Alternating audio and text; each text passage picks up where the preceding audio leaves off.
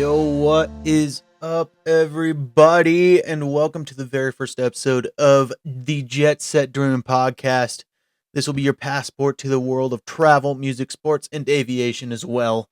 My name is Ryan, and I will be your, I guess we can say, tour guide through these fascinating stories and skies. So, why don't you join me on this little travel adventure? Why don't you, huh? So a little bit about this podcast. This podcast is going to be for the dreamers, doers, wanderers, and adventurers, aviation enthusiasts, music lovers, and sports fans who are always ready to go, always on the go, always traveling, always going somewhere, or even just sitting at home bored on a lazy day, Whether you're at an airport lounge or stuck in traffic, just relaxing at home, this is the podcast that is for you, let me tell you. So today's episode is just, the introduction episode. We'll go over some stuff about travel, music, sports, aviation ventures, and it'll be a good time. Let me tell you, it'll be a good time. So first, let me tell you a little bit about myself. Like I said, my name is Ryan. I was born and raised in Portland, Oregon. Grew up with a love of everything this podcast is about: travel, music, aviation, sports. Grew up playing lacrosse, football, basketball, baseball, whatever, everything about that. Grew up playing drums and guitar. Grew up traveling all around the U.S. and to multiple parts of the world. I've been to Germany, Canada, Austria. I've been to a lot of places. And then, what else? Aviation. So you might be wondering, why is aviation in this? Well, let me tell you, it's a passion of mine. I'm currently, I am a pilot. I have my private instrument rating. I'm currently going up for my commercial rating right now. Should be getting that done here in a month or two, hopefully. Hopefully it's the latter. I want to get it done within a month. We'll see what that happens, if DPs are available and everything like that. So we'll try. So yeah, that's a little bit about me. Moved to Prescott, Arizona, to fly. Went to the infamous Embry-Riddle Aeronautical University, for all you pilots out there. Graduated in May. I didn't end up flying with them. Did not. Just because of differences in how they ran the program and how I thought they should run the program. So I moved to another flight school, which was quite literally right across the street from it. And that's where I got pretty much all my ratings I have now, and I have loved every single bit of it. There's nothing I would trade except maybe leaving the Riddle flight program a little sooner. And if you guys want, maybe one day we can go into, why I left the program, what I think they can work on. That can be on a later episode. But today we're just going to go over a couple topics involving everything: travel, sports, music, and aviation. So let's get started, why don't we? So today, let's start off with travel. All right. There's something magical about boarding a plane, train, or hopping in the car for a long road trip. It's like the thrilling is unknown. Like, where are you going to end up? Where are you going to stop? Well, I mean, I guess in a plane you kind of know, because it's from point A to point B, unless you're on Southwest and you go from point A to point B to point C. But that's just them because they're low cost. But it's fun. There's nothing really like it. Traveling is just, there's something about it. There's something about it that just makes you restless the night before. Like, I got to go somewhere new today. But today we're going to talk about one specific place here in the U.S., which is a place that people definitely have heard of, but it's kind of like a little gem within. We're going to keep it in Arizona today. We're going up to Flagstaff. Let me tell you, Flagstaff, Arizona. That place. I'm going to compare it to, for you Oregonians out there, Bend, Oregon. It's a lot like Bend. It's a smaller town next to a mountain where, yes, it does snow, but it gives you great opportunities for hiking, just visiting, seeing what small town vibe is like. It's on Route 66, let me tell you. Flagstaff, Arizona, da da da da da, and the song Route 66, Flagstaff, Arizona. It's a high desert haven for adventures, stargazers. They have an observatory up there, which is kind of crazy. It's the gateway to the Grand Canyon from Arizona. You got a ton of outdoor activities, mountain biking, hiking, like I said, and in the winter, yes, skiing, snowboarding, all that sort of stuff. It does snow there. Unfortunately, it hasn't snowed there yet. I did go up last weekend. I went snowboarding with some of my boys. It was still fun. Not a lot of snow on the ground, but it was still fun. Still fun. Definitely fell on my butt a few times. That was funny. But it's also an UNESCO designated dark sky city, which means you can see the Milky Way at night. Isn't that crazy? Just imagine like hiking around those ponderosa pines up there, and you just get to see the Milky Way. Like that's wild to me. And then there's also the Sunset Crater volcano National Monument, which is where they trained astronauts for the moon and Mars and stuff like that, from what I heard, which is kind of cool. Um, yeah, there's like a hotel up there which has like a statue of an astronaut. So I guess they trained people up there. So that's pretty cool. Um, and according to some people, it's like walking on another planet if you go to that national monument. So if you ever want to experience going to space, but you can't pay that money for Blue Origin, or you're not an astronaut, just go up to Flagstaff, Arizona, or down if you're from the northern states. But here is a quick travel tip. If it's in the winter, definitely bring layers. It does get a little bit chilly out there. And if you are going up on the mountain, definitely bring layers, because wind chill, it was the winds when I went up there on a Sunday last week. It was gusting 40 miles an hour up there. And it was, let me tell you, it was cold. Um, it might be sunny during the day, which does help, but and yes, we did shed layers, which is why you bring layers, just in case you do get high, you can shed them. But if you're cold, you can keep them on. But it does get sunny, but at night it does get pretty cold. So bring layers. In the summer, it's not that big of a deal. It's another Arizona place where it can get kind of hot, but it stays cooler since it is up north in the mountains, as they say. Um, if you do ever end up going up to Flagstaff, check out the Lowell Observatory. The observatory I was mentioning earlier.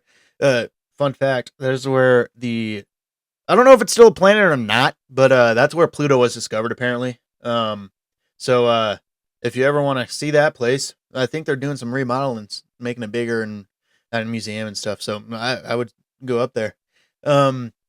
So yeah, that's Flagstaff. It's a pretty cool town. Like I said, if either you are, if any of you guys out there are anywhere near Pacific Northwest and have been to Bend, Oregon, I would compare it to Bend, Oregon.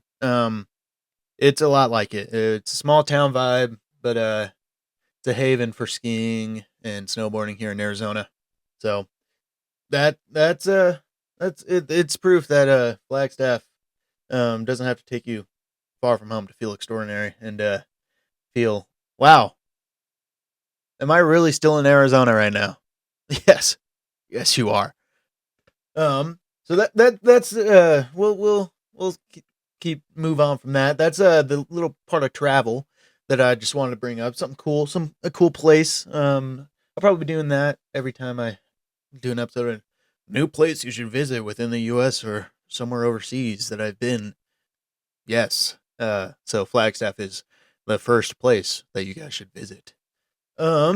Next, let's move on to some music. How about a big part of my life has been music. Growing up playing instruments, growing up listening to music. I grew up listening to everything. My parents both have two very different music tastes in music. My mom, she would listen to like 80s hard rock, or rock, like Bon Jovi, Aerosmith. You got Huey Lewis and the News.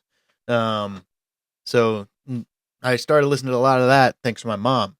Then my dad, he would listen to like jazz and classical music. That's what he would listen to. And I was never really into that until recently. But the great Mel Brown was one guy who would listen to. One of the great jazz drummers of all time. And listening to him as I was a drummer, it was pretty inspiring. That was pretty cool. So my music taste overall has evolved from that to encompassing all sorts of different types of music. Whether it's hard rock to jazz to classical to music from other countries like the bagpipes from Scotland. Or let's see what else. What else do I listen to? AC/DC, all sorts of music. Country, everything. I listen if you play it. I will listen to it. I'm not a big rap fan nowadays, but that's I guess it's acquired taste for some people, but also just those youngins out there really like that music, so I'm gonna listen to it since that's what my friends listen to. But music really has become a way to becoming the soundtrack to your adventures. Because are you? Has there ever been a time when you travel, whether it's on a plane, train, automobile, bike, and you don't listen to music? Like, is there really ever a time, like even during road trips, you're talking to friends, there's still music in the background. You're on a plane, you're still listening to music. Music's in movies, music's on TV, or just listening to music to raw dog a flight and not watch anything, I guess. But have you ever like heard a song and get transported back to a specific place or memory? I know I have. That song is a song by the Eagles, "Take It Easy," and "Standing on a Corner" in Winslow, Arizona. And it's not for the reason you might think. Winslow, Arizona is another small town in Arizona that I have been to. I've flown there multiple times for cross countries. I hate the airport there. I hate the airport there. It is. They need to repave the runways. Let me tell you. But every time I listen to that song, I'm like, I've been there. I've driven through that town. I've stopped at a Shell gas station there. I've stopped at a Circle K there. I've flown into the airport. I've circled, done turns around a point over the prison there. Um, that's not the bright part of this segment, I guess, because I thought I was going to try and break someone out of prison, which I wasn't. I was just trying to gain altitude. And I was like, oh, I wonder what this building is. It was a state prison, so that was interesting. But there's a lot of songs out there that can transport you back to a memory. Like I said, "Take It Easy" by the Eagles is one for me because every time I listen to it, I'm like, I remember going to Winslow. I remember flying to that airport, landing, um, seeing the corner where they wrote about in the song, getting gas in that small town. So it's pretty cool. Um, uh, yeah. But how about the rising trend of travel playlists on Spotify? Huh?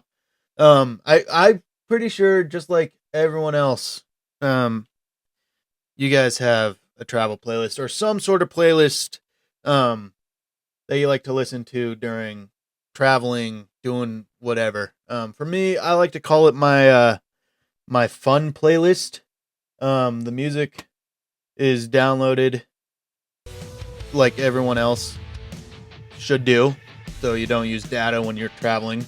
But I have a let's see, how many hours is my travel playlist? Right now, I have 18 hours and 51 minutes of song on that playlist. So let's see, what do I got on here? I got some Dropkick Murphys. I got a Scottish band called the Tide Lines. They have some good music. Uh, if you ever are interested in listening to them, I highly suggest "The Rising Moon" or "Midnight City" by them. Fantastic songs. I got Greta Van Fleet, "Highway Tune." Great song. Wow, mama. The intro to that song is amazing. I got country music, "Fix a Drink," Chris Jansen. Got a song from a movie that is a few years old now. "Oh Brother, Where Art Thou?" "I Am a Man of Constant Sorrow." That song that'll get you going. Let me tell you. I got a Danish band called Volbeat. They're pretty good. Let's see what for you Oregonians out there, for you Oregon Duck fans. "Coming Home, Oregon." I'm coming home to the place where I belong, Oregon. Then it's just a hodgepodge. I got like Nickelback, Motley Crue, the Struts, what else? Ghost, Robbie Williams, Elvis. Got to have some Elvis in there. Mumford and Sons, Linkin Park, Def Leppard, um, then Rascal Flatts. What else do we got? Hootie and the Blowfish. Now there's a band that some of y'all might not have heard of in a few years. They're a pretty good band. "Let Her Cry" is a fantastic song. Um, I saw another one. Linkin Park. I said, let me put you on "Golden Lightfoot," huh? The Wreck of the Edmund Fitzgerald, "Sundown." Great artist. May you rest in peace. He made some great music. That guy knew how to write a song. So, like, if you guys want to let me know what your travel music playlist looks like, please do. I really hope you do. But I mean, there's some essential songs on a good travel music playlist. Dancing Queen by ABBA, that's one. Oh, oh, uh-huh. How about some Rascal Flatts, Life is a Highway? That obviously belongs on a road trip playlist. Margaritaville, 5 o'clock somewhere. Two songs that also, in my opinion, belong on a road trip playlist. Um, and then if you're like one of my friends, he he's big on the Big Booty playlist. Um, by or Big Booty Mixes by two friends. It's basically a complication. It's honestly really good. If you ever do want to listen to that, look them up on Spotify. It's actually pretty fun. The lore in the intro of each mix is quite entertaining. Uh, so I highly recommend it. I really do. Um, so yeah, that's music. Yeah, there's just something about it, man. Music, it's like next time you listen to a song, just think about how you feel. You know, like it really do get you feeling some kind of way. um, it's intriguing to me. It's intriguing to me because the endorphins are pumping, everything's going. And you're like, it's peaceful. There's something about it. Like you're just sitting on a mountain and you're just vibing to John Denver or something. It's like, man, this is amazing. There's something about music that just makes your brain go crazy. You know, like yeah, I don't know how else to explain it. Um, but yeah, that's our segment on music, I guess. Um, yeah, sports. So hey, all you sports fans, this one's for you. So like I said, I grew up playing sports, grew up watching sports, football, baseball, lacrosse, basketball, all that sort of stuff. Uh, I guess I'm an Oregon Duck fan from Oregon, born and raised, so I got to be an Oregon Duck fan. Sorry, Beavers, you ain't for me. You know, I grew up watching Marcus Mariota, Dennis Dixon, Justin Herbert, Bo Nix, and now Dylan Gabriel, starting quarterback of the Oregon Ducks, leading us on a good season so far. Started off a little iffy. I was a little nervous through the first few games. I'm sure all of us were. We were like, wow, barely beating Boise State. Well, I wouldn't know how that turned out. Boise State is actually one of the better teams in the country right now, with Ashton Gentry, in my opinion, the Heisman front runner. Get rid of all those Colorado boys. Um, I don't, I don't think Shador Sanders should be up there or anything like that. Travis Hunter, yeah, he can be up there, but I don't think he should win it. He, in my opinion, he's only up there because he's playing both sides of the ball in college, which I don't think he'll be able to do, or it will not translate very well over into the NFL, in my opinion. But what do I know? I'm just a sports fan who didn't follow through with playing college football through purely because I was not good enough at all. I was not good enough. But being an avid sports fan, it was I was like really. Um, yeah, but sports is like a universal language. I don't know anyone. Well, I do know people who don't really watch sports, but they do know about sports. Think about the World Cup, the Olympics, or even a local soccer game or something. Sports bring us together. Whether you're Republican, Democrat, whatever. Let's say you're in Portland, you're a Portland Trailblazers fan probably, or a Portland Timbers fan, or if you're in Phoenix, excuse me, you are probably a Phoenix Suns fan, Arizona Diamondbacks, Arizona Cardinals. How about Kyler Murray? Huh? He's putting on a pretty good season this year. Um, but there's just sports bring us together. You know, as a whole group of people, like if we can't get along in something, but you find out, oh, this guy's, you know, 49ers fan. I'm also 49ers fan. Let's go watch the game together or something. Go to a bar, have a beer, watch the game. It's something about sports. Um, so how about a dream list of sporting events to go to? I mean, the Olympics is a top one. It's got to be, right? Like, where the best athletes from around the world to come and showcase their talents, whether it's the Winter Olympics with snowboarding, skiing, hockey, ice skating, ski jumping. Um, ski jumping is insane, by the way. Yeah, I would not be caught dead doing that. But or in summer with basketball, boxing, all that stuff, soccer. They come and showcase their talents for people around the world to see, and it's amazing. So I'd say that one is one of the top ones. Then obviously the Super Bowl. But for me, it's just become so commercialized. It's not what it used to be, with all these streaming services, Peacock, Paramount Plus. Bring back cable. I miss cable. I miss the days of cable, where we didn't have to pay for a subscription that's $17 a month or whatever. Like, that's absurd to me. Like, you're taking the sport away from the fans if they don't have cable.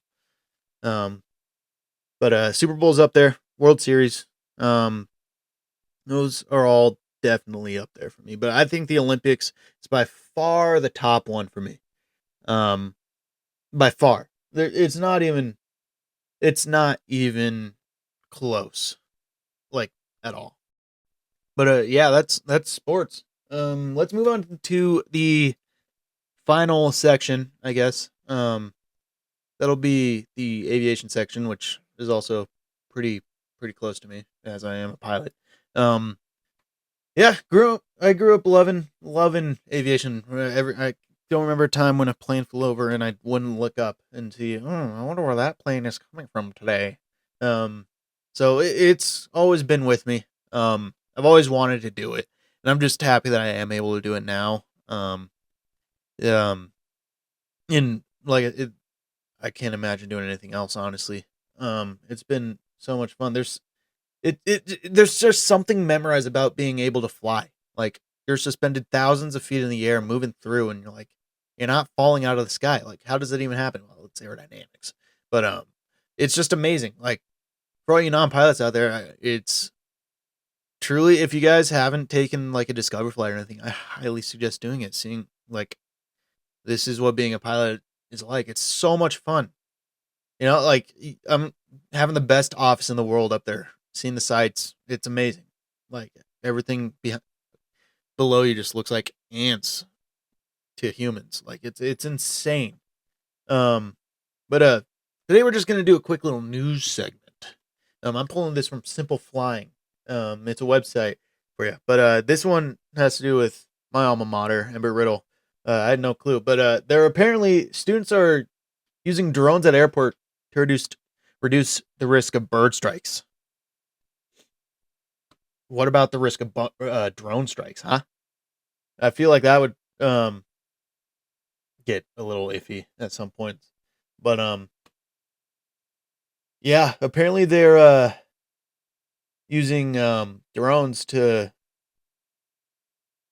try and get rid of birds at airports. How? That is a fantastic question. But apparently there have been over 250,000 wildlife strikes on aircraft since 1990. Most famous one probably being solely the landing on the Hudson, U.S. Airways Flight 1549, Miracle on the Hudson, running up in the Hudson. There's a movie about it. It's a great movie. It's amazing how Sully was able to land that plane on the river, like, safely, like, where everyone survived. Like, thinking like you had to have the right pitch attitude to glide the plane down to where it wouldn't be too hard. And then just how lucky they were that it didn't start sinking quicker. Um, so it's pretty insane. No, he was able to do that, but yeah, going back to the article, the topic at hand. I guess they're trying to find more cost effective ways to, I guess, identify wildlife species and collect data on the wildlife around airports. So they added a picture. Looks like there's cats and birds, I think. But that's at one airport. I don't know what airport they are at. I would assume Daytona Beach, because I know they're not doing it here in Prescott. Otherwise, I would have heard about that. But it looks like they won first place at the Airport Cooperative Research Program Student Research Design Competition held in DC. For the research on drones or uncrewed aircraft system UAS and how they relate to airport wildlife strikes and trying to mitigate those. So that's actually pretty cool. I didn't know that was happening. I guess that's one way to make aviation safer. Um, so that's pretty cool. Um, and going back to the over 250,000 wildlife strikes, some of those probably aren't even like recorded. There's probably more that haven't been recorded since 1990 because people are like, it's a bird, didn't really do anything. It just nicked the top of my wing. I know I came close to hitting a bird a few times. It's kind of scary. Um, wow. In 2022, there were 17,190 bird strikes, which is a 10% increase from the previous year. That's insane. And of which 7% of the strikes caused damage to the aircraft involved, which is believed to cost airlines up to $1 billion in maintenance costs. That's insane. That's actually crazy. Wow. Yeah, I don't know what to think of that. That's wild, actually. Um, jeez. um, but yeah, I guess that's we'll wrap up there. That's a wrap on our very first episode of Jetset Dreaming podcast. I hope you're excited as I am to embark on this adventure together. It'll be a fun one. I hope you enjoyed today's episode. It's just more of an introductory thing. I'm still new to this, so don't hit me too hard, but make sure to hit that follow button on Spotify. And yeah, feel free to give feedback. Yeah, I'll add my Instagram into the Spotify area, so you can give me share your travel stories, music recommendations, favorite sporting events, aviation questions. Who knows? You might just be able to inspire a future episode of this here podcast. Until next time, keep dreaming, keep exploring, keep jet setting. My name is Ryan. I really hope you have a great rest of your day. See you soon and safe travel.